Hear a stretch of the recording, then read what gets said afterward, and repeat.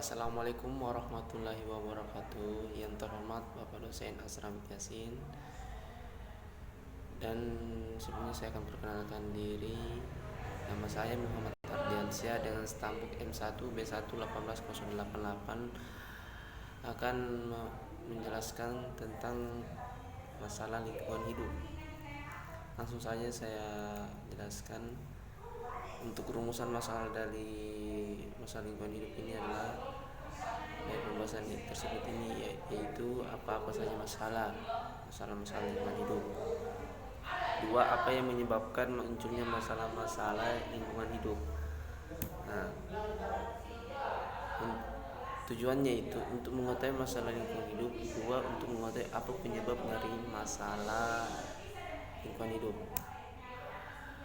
Langsung saja di penjelasannya. Untuk pertama, saya jelaskan untuk efek rumah kaca dan pemanasan global. Efek rumah kaca atau IRK, ancaman lingkungan yang dapat mempengaruhi kehidupan kita, yaitu adanya gas tercemar, polutan yang menyebabkan efek rumah kaca. Gas-gas yang tercemar akan melapisi bumi sehingga sinar matahari yang menerobos panasnya akan tertahan, tidak dapat lepas kembali ke atmosfer bebas. Untuk singkat saja, dan kedua, pemanasan global atau disebut global warming. Iklim bumi ini telah berganti beberapa kali sepanjang sejarah sampai saat ini, terentang mulai zaman es sampai periode-periode panjang bumi menjadi hangat dan es mencair. Berdasarkan sejarah, faktor-faktor alam seperti erosi vulkanik, perubahan orbit bumi, dan jumlah energi yang dilepaskan oleh matahari dapat mempengaruhi iklim bumi. Masalah perubahan iklim muncul bersama krisis ekonomi, kesehatan, dan keselamatan, produksi pangan, dan keamanan. Yang kedua, saya jelaskan untuk penipisan lapisan ozon atau O3. Lapisan ozon adalah lapisan konsentrasi molekul ozon yang terdapat di stratosfer. Di lapisan stratosfer itu, dekat permukaan bumi, ozon dapat mengganggu kesehatan. Tetapi di lapisan stratosfer, ozon akan melindungi makhluk hidup dan sinar ultraviolet UV yang dipancarkan matahari. Berlubangnya lapisan ozon mengakibatkan semakin banyak radiasi yang mencapai permukaan bumi. Untuk manusia, paparan sinar UV yang berlebihan dapat mengakibatkan kanker kulit, katarak, dan memperlemah sistem kekebalan tubuh.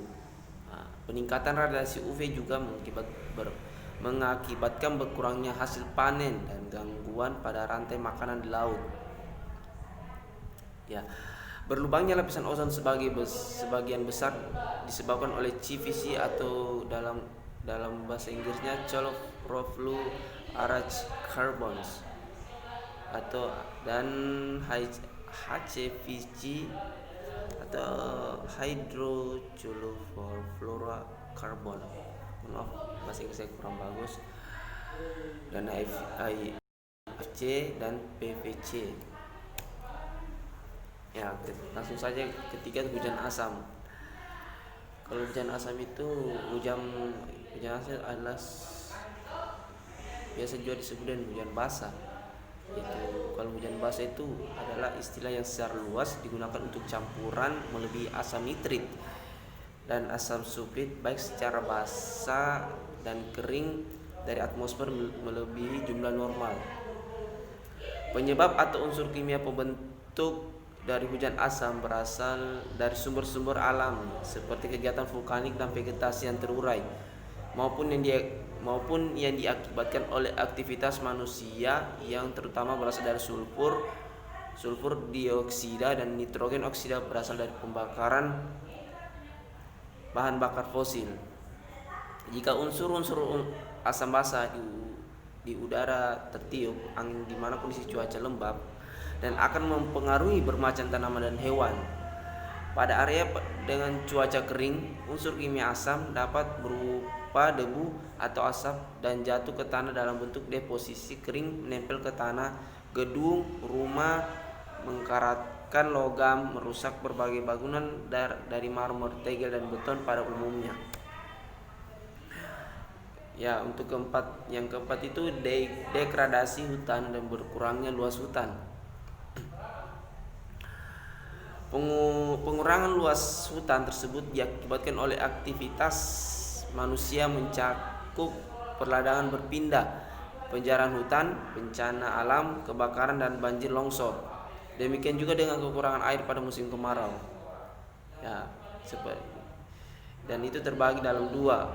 Yang satu itu kerusakan hutan tropis disebabkan penjarahan yang dilakukan secara terang-terangan menyebabkan hutan rusak parah. Kerusakan juga diakibatkan karena kebakaran, baik karena faktor alam maupun ulah manusia yang tidak bertanggung jawab. Yang kedua itu kerusakan hutan bako atau yang disebut hutan mangrove.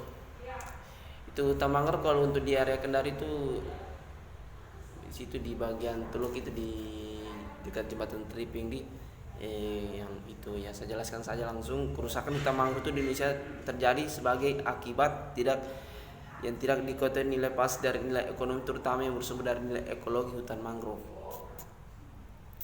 Ekologi dari hutan mangrove menjadi kurang mendapat perhatian di dalam pengolahan lebih lanjut. Kegiatan ekonomi yang tidak sinergi dengan kepentingan lingkungan membawa dampak negatif, yaitu kerusakan lingkungan. Ya, untuk kelima itu penurunan kualitas sumber daya alam. Gini, merosotnya kualitas dan kuantitas sumber daya alam menjadi karena pemanfaatannya yang melampaui kemampuan pulih atau memang kerusakan sumber daya itu tidak dapat pulih. Kualitas sumber daya alam juga mengalami kemunduran. Yang parah adalah sumber daya air di berbagai wilayah air laut maupun air tawar telah mengalami pencemaran yang merosotkan kualitasnya. Selain itu juga dengan adanya juga musim kemarau ini, air juga semakin berkurang, kebutuhan air kurang, terutama di pelosok-pelosok yang jauh dari sumber air seperti sungai, mata air. Jadi itu masalahnya. Ya, langsung saja yang keenam itu pencemaran lingkungan. Pencemaran lingkungan juga merupakan masalah lingkungan yang paling parah. Hampir semua sumber daya yang penting bagi kita yaitu tanah, air, udara tercemar di kota-kota besar ini seperti kota Kendari itu. Tanah dan air banyak tercemar oleh sampah, limbah-limbah rumah tangga domestik, limbah pabrik, pestisida dan ilmiah berbahaya dan beracun lainnya. Sementara udara telah banyak tercemar oleh gas beracun lainnya seperti asap mobil itu gas pembuangan pabrik. Apalagi seperti kayak di Jakarta begitu kan, itu polusinya nggak ada obat lah gitu, dan gas buangan pabrik dan berbagai hasil gas polusi lainnya. Akibat ini tuh pencemaran dia menjadi merosot yang juga menyebabkan kemerosotan kualitas hidup manusia pada akhirnya. Yang terkena bagi dampak untuk manusia itu bagi kesehatan pernapasan karena gas-gas beracun itu kayak polusi kayak Kendari dan utama seperti di Jakarta begitu. Kalau untuk perkampungan agak kurang gitu. Sekian. Yang terakhir itu musnahnya spesies. Indonesia itu merupakan negara tropis yang mempunyai luas kawasan hutan tropis basah terbesar ketiga di dunia, serta memiliki keanekaragaman hayati terbesar ketiga di dunia di samping Brazil. Pada saat ini, akibat dari pengerusakan hutan telah menyebabkan Indonesia mempunyai daftar spesies terancam punah terpanjang di dunia, yaitu 126 jenis burung, 63 jenis mamalia dan 21 jenis reptil.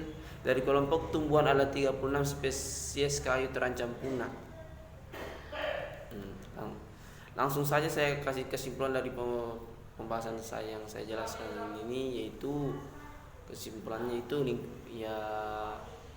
lingkungan hidup itu adalah kesatuan ruang yang dengan semua berbeda, dan semua benda, daya, keadaan dan makhluk hidup.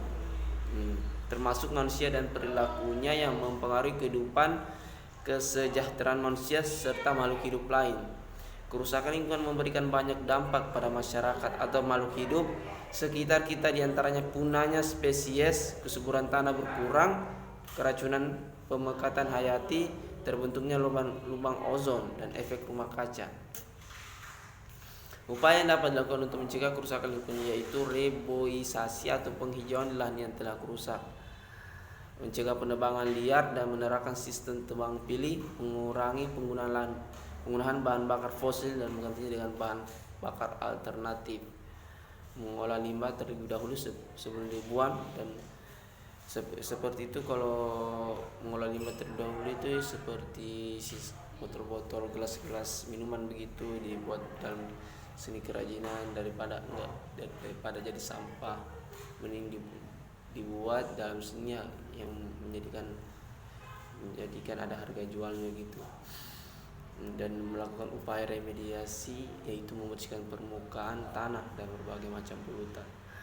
Jadi begitu saja yang bisa saya dapat sampaikan dari tentang masalah lingkungan hidup. Ya, lebih dan kurangnya mohon dimaafkan. Wabillahi taufiq wal hidayah. Wassalamualaikum warahmatullahi wabarakatuh. Sekian dan terima kasih.